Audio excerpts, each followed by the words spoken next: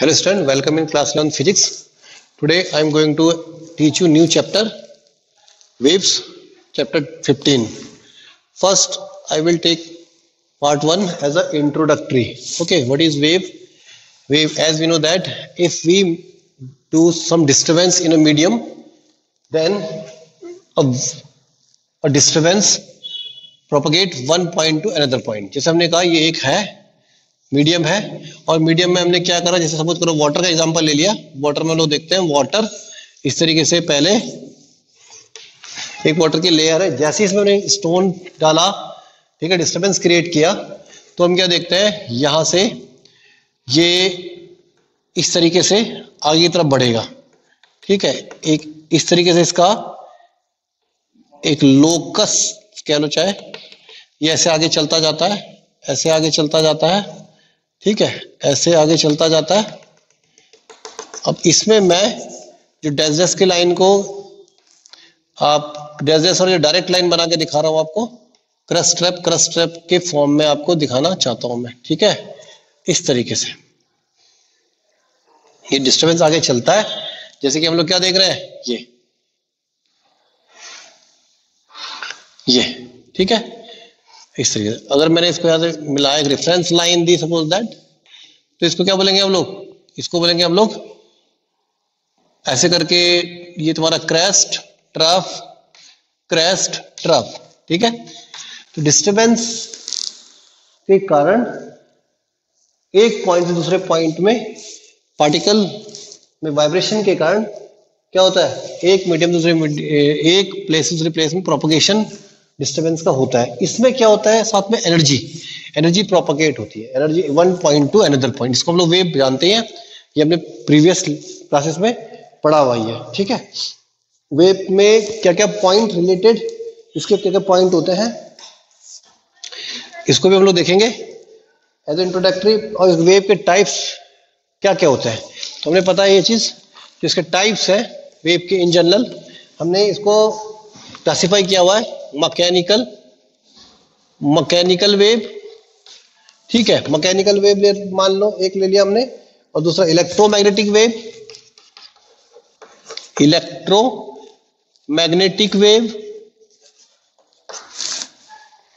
और एक और वेव हम यहाँ पे आगे जाके क्लास 12 में आप पढ़ेंगे, जिसको आप क्या बोलते हो, मैटर वेव। ठीक है, मैटर वेव इन जनरल ये वाली वेव होती है। अब इसमें सबसे पहले मैकेनिकल वेव कौन कौन सी आती है। मैकेनिकल वेव होती है जो डिस्टरबेंस, जब हम डिस्टरबेंस किसी मटेरियल पे करेंगे, मटेरियल बेस, जब डिस्टरबेंस मटेरियल बेस्ड होगा, जैसे हमने देखा हमारे पास हो गई लॉन्गिट्यूडनल वेव या हमारे पास ट्रांसवर्स वेव, ये इसमें आएंगी। ठीक है, लॉन्गिट्यूडनल और ट्रांसवर्स वेव को हमने इसमें रखा हुआ है, ये आपने पढ़ा हुआ है, इसलिए थोड़ा इसको फास्ट आपको, लॉन्गिट्यूडिनल और आपकी ट्रांसवर्स वेव इसमें आती है। ठीक है, ट्रांसवर्स वेव आपको पता है जिसमें मीडियम के पार्टिकल कैसे वाइब्रेट करते हैं, perpendicular to the direction of propagation. मान लो डायरेक्शन ऑफ प्रोपगेशन ऐसा है, तो वाइब्रेट कैसे करेंगे, ऐसे vibrate perpendicular to the direction of propagation. Longitudinal wave क्या होती है, जिसमें मीडियम के particle along the wave propagation vibrate करते हैं, ऐसे अलग से दिखा रहा हूं मैं, ऐसे वाइब्रेट हुआ, ऐसे ट्रू एंड फ्रो इस तरीके से वाइब्रेट करते जाते हैं, और अगले पार्टिकल पे वाइब्रेशन ट्रांसफर करते रहते हैं, एनर्जी ट्रांसफर होती है वन पॉइंट टू अनदर। ठीक है, ये लॉन्गिट्यूडनल वेव, ये हमने पहले पढ़ा हुआ है। जैसे साउंड वेव है ना, वाटर वेव, ये वाटर वेव हो गया, साउंड वेव इसका एग्जांपल हो गया, वाटर वेव हो गया, दोनों हम लोग दोनों मानते हैं इस तरीके से। अब ऐसी मैटर वेव, एक तीसरी तरह की वेव, आप क्लास 12 में जाके इस बारे में स्टडी करेंगे, तो वो वेव है मैटर वेव। मैटर वेव को जो बताया था डिब्रॉय साइंटिस्ट ने बताया था इसको। ठीक है, डिब्रॉय साइंटिस्ट ने बताया था, और उससे पहले एक और वेव रह गई हमारी, इलेक्ट्रोमैग्नेटिक वेव, जो वेव प्रोपगेट होगी इलेक्ट्रिक फील्ड और मैग्नेटिक फील्ड के वाइब्रेटिंग वेक्टर के कारण। ठीक है, इलेक्ट्रिक फील्ड और मैग्नेटिक फील्ड के वाइब्रेटिंग वेक्टर के कारण, इलेक्ट्रिक फील्ड और मैग्नेटिक फील्ड के कंटीन्यूअस वाइब्रेटिंग वेक्टर के कारण जो वेव बनती है उसे बोलते हैं क्या इलेक्ट्रोमैग्नेटिक वेव। अब ऐसे ही मैटर वेव मैं आपको पहले बता दिया, इसको डी ब्रॉय ने बनाया था, अलग टाइप की वेव है जिसको आप क्लास 12 में पढ़ेंगे, ठीक है। इसमें क्या बताया गया कि जो भी फोटोन है, जैसे इलेक्ट्रॉन है ना, पार्टिकल नेचर का है, वो वेव से कंट्रोल होता है। तो उसके अंदर वेव का नेचर भी है, उसके अंदर पार्टिकल नेचर भी है। तो ये अलग टाइप की वेव आगे मिलेगी आपको पढ़ने के लिए। इसको हम लोग मैटर वेव बोलते हैं। डी ब्रॉय ने इसको बताया था, जिसको हम लोग डी ब्रॉगली लिखते हैं, डी ब्रॉगली ये लिखते हैं इसको हम लोग, ठीक है। अब थोड़ा सा इनका वेव अगर आपको बनाना है, वेव फॉर्म, तो आपको बताइए यहाँ पे इनको वेव फॉर्म यहीं पे आपके बना देता हूँ।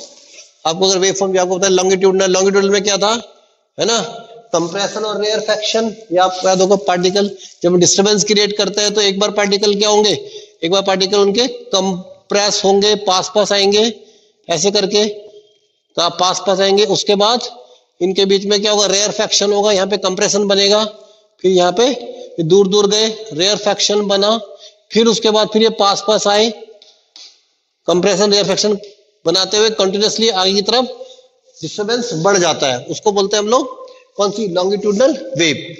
ट्रांसवर्स वेव, जिसमें वेव फॉर्म कैसा रहेगा, ऐसा रहेगा वेव फॉर्म, ये जैसे अल्टरनेटिंग करंट जिसका एग्जांपल है ट्रांसवर्स वेव।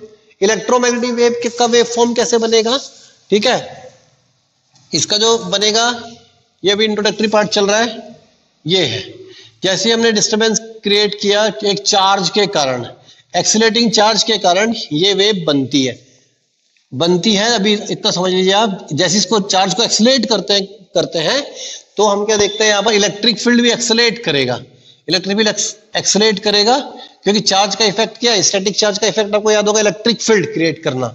तो यहाँ पर एक वेव बनेगी इलेक्ट्रिक फील्ड के वाइब्रेटिंग वेक्टर के कारण, तो वो इस तरीके से बनती है, और इसकी डायरेक्शन हमेशा, इसके जो वाइब्रेटिंग वेक्टर होते हैं वो हमेशा डायरेक्शन प्रोपगेशन के परपेंडिकुलर।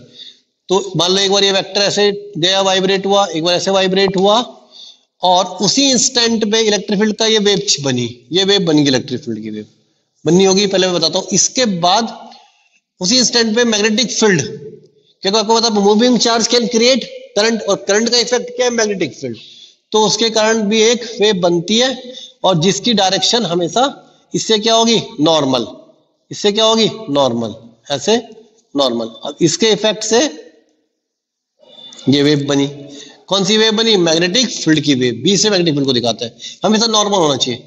अब ये वेव क्या होगी, ये वेव इसके लिए इलेक्ट्रिक फील्ड, ये आगे बढ़ेगी, ये इलेक्ट्रिक फील्ड बनाएगी, आगे इलेक्ट्रिक फील्ड का वाइब्रेशन होगा इस तरीके से, फिर मैग्नेटिक फील्ड का वाइब्रेशन होगा, तो एक फॉर्म ऐसी बनती जाती है, और इनफाइनाइट एनर्जी इतनी है उस हिसाब से क्या होता है, वाइब्रेशन ट्रांसफर होता है। तो इस तरीके से ये मैं आपको बना के दिखा रहा हूं, देखो आप फिर से 90 आपको दिखाना है हर बार में, इस तरीके से इसका फॉर्म होगा, और ये इन्फिनिटी तक ऐसे वेव जितनी एनर्जी है उतना चलती जाती है, ठीक है।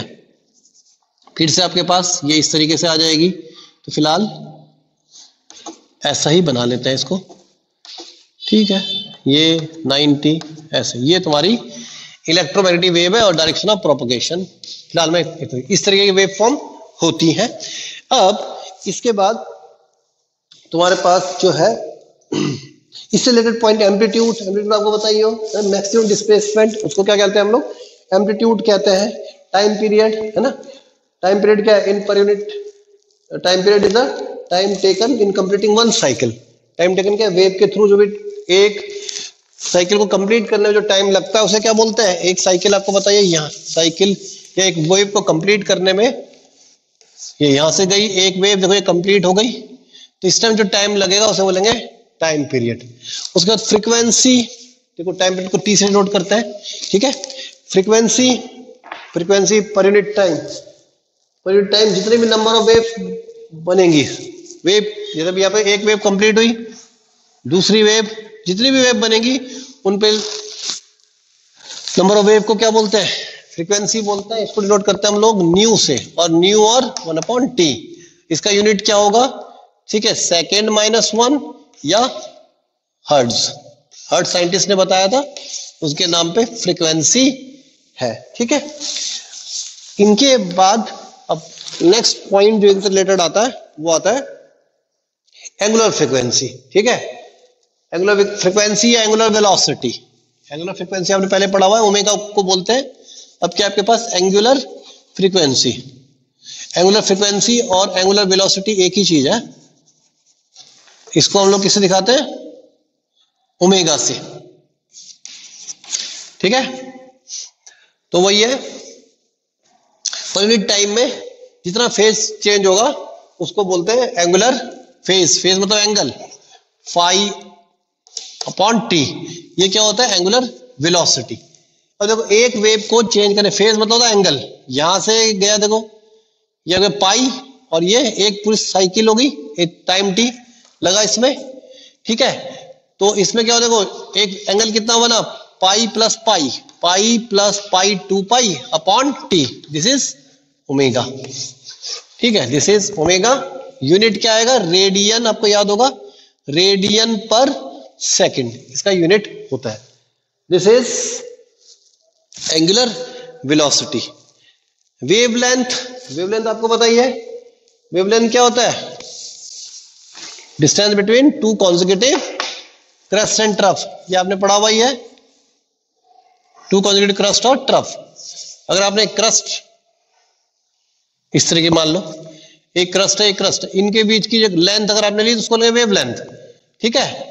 या फिर आप ऐसे मेजर करोगे इसको, ठीक है, इसको बोलेंगे हम लोग वेवलेंथ। या फिर आपने ट्रफ पकड़ लिए तो उनको वेवलेंथ बोलते हैं। वेवलेंथ को किससे डिनोट करते हैं? लैम्डा से डिनोट करते हैं बच्चों, ठीक है, क्लियर हो रहा होगा।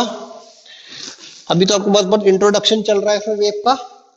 अब इसके बाद इसमें एक नया पॉइंट और आता है, वेव नंबर, ठीक है। वेव नंबर क्या होता है? ये वेवलेंथ का जो नया नया पॉइंट है वो लिख रहा हूं मैं, आप लोग याद करें उसको। वेव नंबर, वेव नंबर क्या होता है? It is the reciprocal of wavelength, ठीक है। इसको डिनोट किससे करते हैं? न्यू बार से, ठीक है। तो यूनिट क्या आएगा इसका? मीटर माइनस 1 इसका यूनिट आएगा। अब ऐसे ही आपके पास एंगुलर वेव नंबर आता है, या उसको प्रोपगेशन कांस्टेंट भी बोलते हैं। एंगुलर वेव नंबर या propagation constant.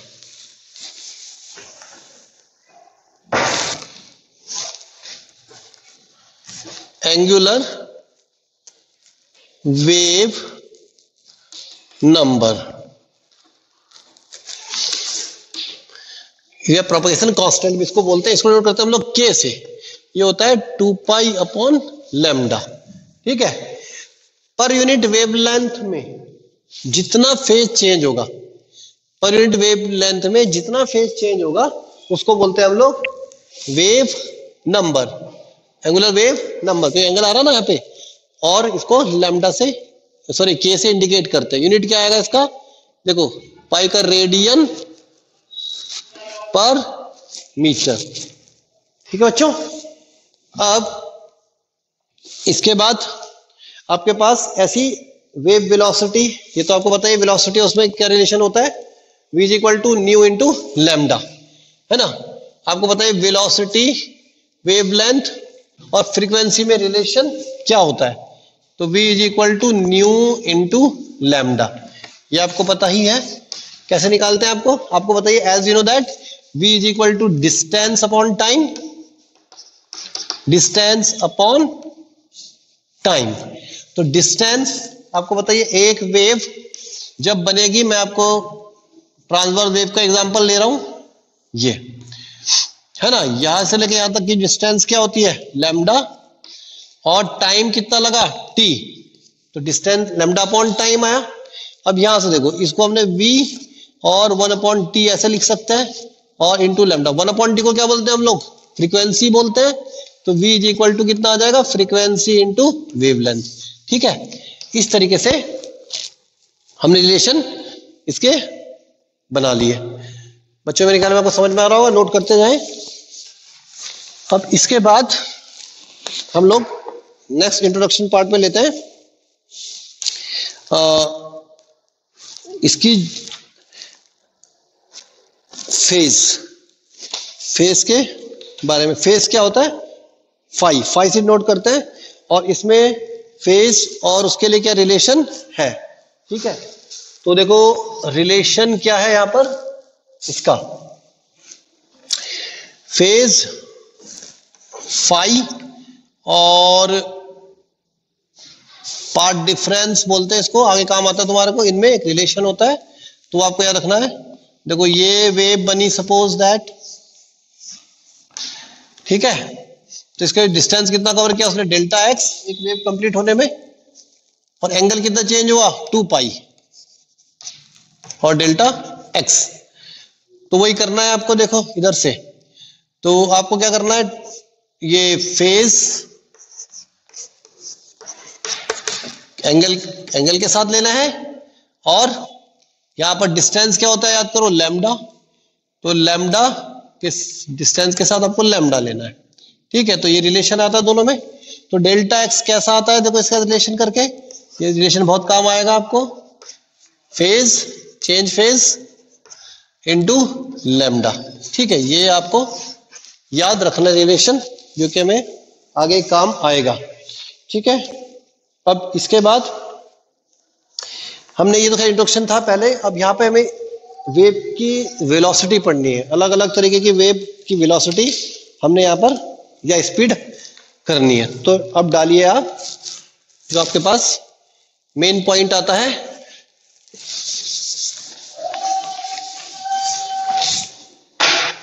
Speed of wave,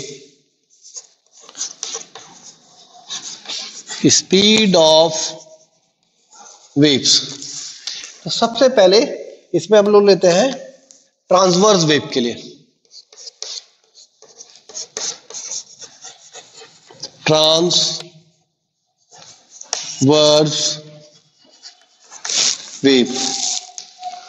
okay, तो ट्रांसवर्स वेव में फर्स्ट जो हमारे पास मटेरियल कैसा है उसके बारे में, सपोज दैट हमारे पास है स्ट्रेस्ड स्ट्रिंग, कोई स्ट्रिंग है, जैसे आप देखते हो सितार, वायलिन, है ना, तो उससे एसोसिएटेड वेव कैसी, वेव की स्पीड कैसी होगी, जो वेव बताएंगे बाद में आपको।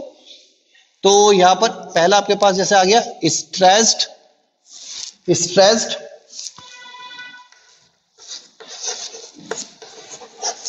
स्ट्रिंग, इससे एसोसिएटेड वेव का क्या फॉर्मूला है, तो वो होता है, आपको ये याद रखना है, ये होता है V is equal to under root T upon M, T for tension. ठीक है, T क्या होता है इसमें, टेंशन,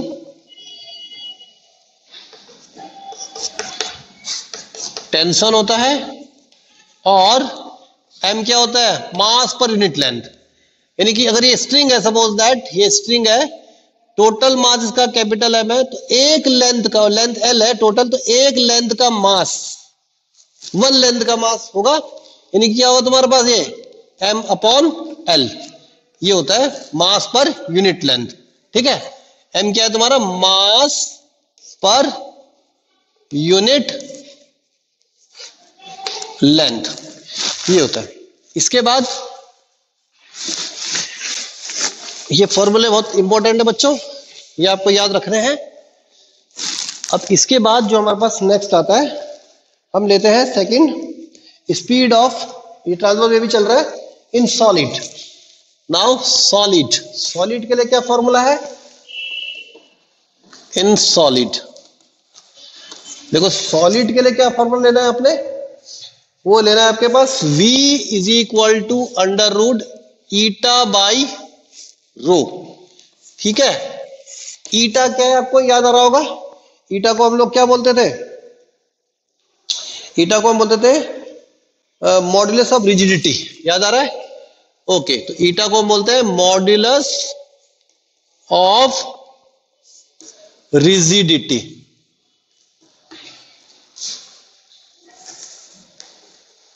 रिजिडिटी बोलते हैं। ठीक है, और रो क्या है, रो डेंसिटी, ये तो आपको बताइए, रो को क्या बोलते हैं, डेंसिटी। ओके,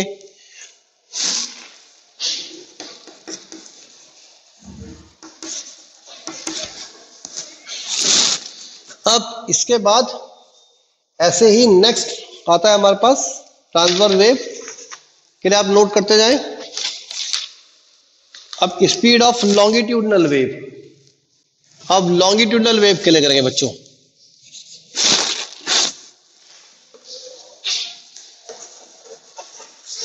लॉन्गिट्यूडिनल, ये एक्चुअली यहीं से हमारा सिलेबस शुरू होता है। तो लॉन्गिट्यूडनल वेव में सबसे पहले जो हम लोग ले रहे हैं यहां पे, इन लिक्विड और गैस, इन लिक्विड और गैस। तो सबसे पहले इसमें हम लोग ले रहे हैं इन लिक्विड और गैस, यानी फ्लूइड, इन फ्लूइड कह लो, यानी कि लिक्विड और गैस के लिए क्या फॉर्मूला आप लगवाएंगे कभी भी आपके पास अगर पूछा जाता है, तो वो होता है V is equal to under root K by rho. और के को क्या बोलते हैं हम, बल्क मॉडुलस। ठीक है, इसमें के क्या है, बल्क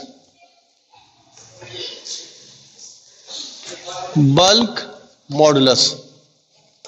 ठीक है बच्चों, और रो तो डेंसिटी, सेम चल रहा है मेरे ख्याल में, आपको क्लियर हो रहा होगा अभी तक। अब ऐसे ही नेक्स्ट फॉर्मूला हम लेते हैं यहां पर सॉलिड, बी हम लोग लेते हैं केस सॉलिड के लिए, सॉलिड। तो सॉलिड के लिए क्या फॉर्मूला बनता है इसमें, V is equal to under root K plus 4/3 eta, eta आपको समझ में आ रहा है, और अपॉन रो। ठीक है, के आपको पता है बल्क मॉडुलस, और ईटा क्या है, मॉडुलस ऑफ रिजिडिटी। अब मैं बार बार आपको ये पहले बता दिया मैंने। अब इसके बाद ऐसी सॉलिड, कैसा भी सॉलिड हो सकता है। अगर स्पेसिफिकली आपको एक सॉलिड रॉड दी होगी तो फिर आप कैसे निकालेंगे। ठीक है, अगर आपको दिया है सॉलिड रॉड तो उसके लिए आपका स्पेसिफिक फॉर्मूला है V is equal to under root, है ना। तो ये सब हट जाएगा, ओनली रॉड के पास क्या होता है, रॉड के पास कौन सी मॉडुलस इलास्टिसिटी होती है, यंग्स मॉडुलस। तो आपके पास यंग्स मॉडुलस क्या था, याद करो, Y अपॉन रो, ये सब हट जाएगा। तो रो तो वैसे आना ही आना है। Y क्या है इसमें, यंग्स मॉडुलस, यंग्स मॉडुलस। ठीक है, रो डेंसिटी सेम वे में। अब इसके बाद speed of sound, speed of sound के लिए न्यूटन्स ने फॉर्मूला दिया हुआ है, और साथ साथ इसको करेक्ट किया था लाप्लास ने। ठीक है,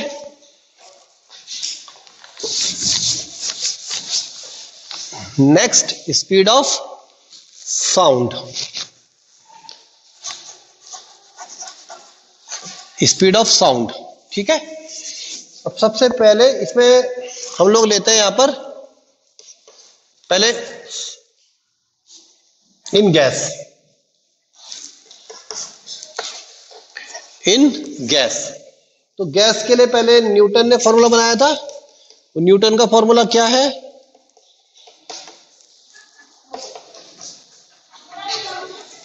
जो न्यूटन का फॉर्मूला है वो है V is equal to under root P by rho. इस फॉर्मूले में थोड़ा सा प्रॉब्लम थी, हर जगह एप्लीकेबल नहीं होता था, हर प्रोसेस के लिए एप्लीकेबल नहीं होता। जैसे मतलब एडियाबैटिक प्रोसेस है, वहां पे एप्लीकेबल नहीं होता हो पाया, तो कुछ ना कुछ इसमें प्रॉब्लम्स थी। तो इस फॉर्मूले को करेक्ट किया किसने, इसको करेक्ट किया लाप्लास ने। तो इसी में हम लोग, चलो बी लिख दो, लाप्लास करेक्शन। एक्चुअली लगता है यही है। ठीक है, लाप्लास करेक्शन फॉर्मूला।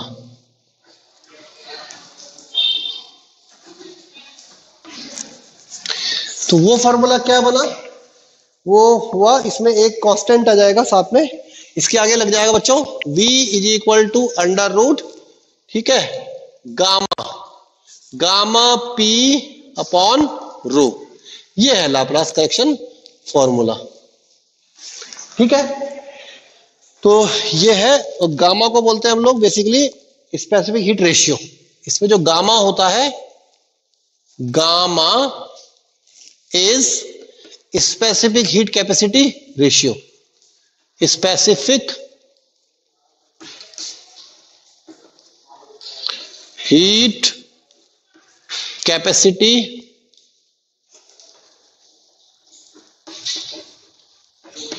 रेशियो कहते हैं बच्चे इसको, ठीक है, that is molar specific heat, ठीक है, that is ratio of constant pressure specific heat at constant pressure and constant volume, ये होता है, ठीक है। Okay, now student we have next topic progressive wave.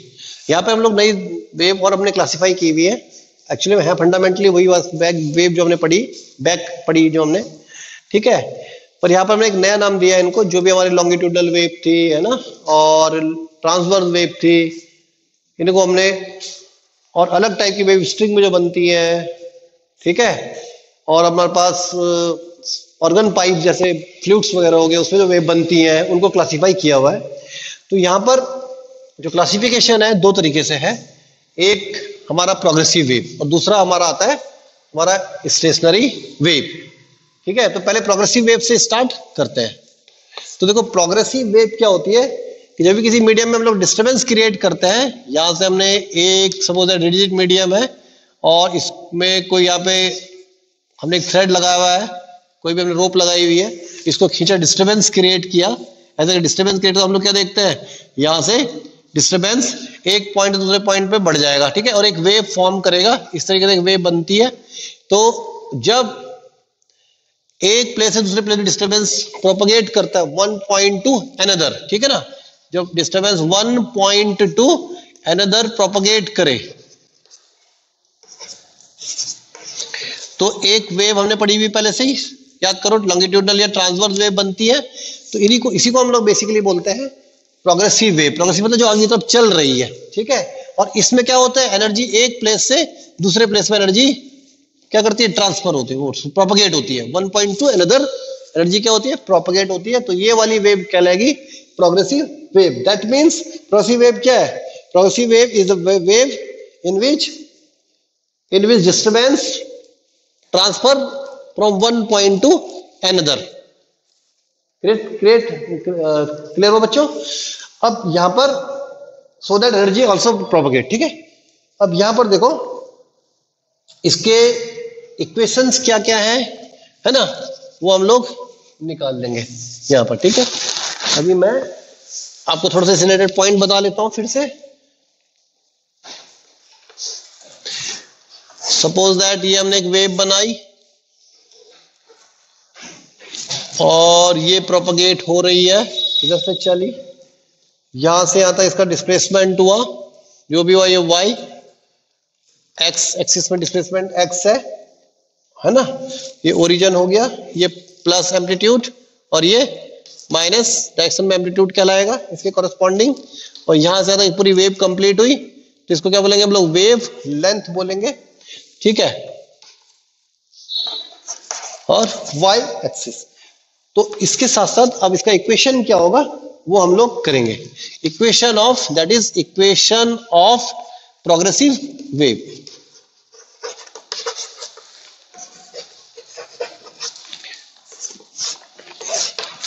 तो देखो इसका इक्वेशन क्या होता है आपको याद रखना है, ये सिंपली हम अलग अलग तरीके निकालते हैं। देखो डिस्प्लेसमेंट बढ़ रहा है इधर की तरफ, तो वाई एक्स टी, मतलब एक्स और वाई क्या है, एक्स और टी का फंक्शन है। तो ये निकलता है बेसिकली जैसे आपने ऑसिलेशन में किया हुआ है ना, तो वहीं से ये बन जाता है। देखो याद करो, ए साइन ओमेगा टी वहां पे पढ़ा था, ए एम्पलीट्यूड है ना, और omega angular frequency minus k x, ऐसा फॉर्म होगा किसका, आपका प्रोग्रेसिव वेव का ऐसा इक्वेशन होगा, ठीक है। जो मैं लिखते जाऊंगा इंपॉर्टेंट इक्वेशंस है। अब इसमें जो है ओमेगा क्या, एंगुलर वेव एंगुलर फ्रीक्वेंसी, के क्या है, वेव नंबर, ठीक है ना।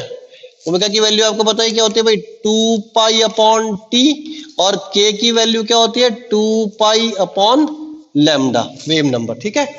और ये माइनस साइन आ रहा है, तो ध्यान रखना कि यानी कि पॉजिटिव से, ये सॉरी ओरिजिन से पॉजिटिव, माइनस आ रहा है तो पॉजिटिव डायरेक्शन में वेव प्रोपगेट हो रही है, अगर प्लस होगा तो उल्टा वेव आएगी नेगेटिव डायरेक्शन में। तो ये सिंबल आपको थोड़ा ध्यान रखना है।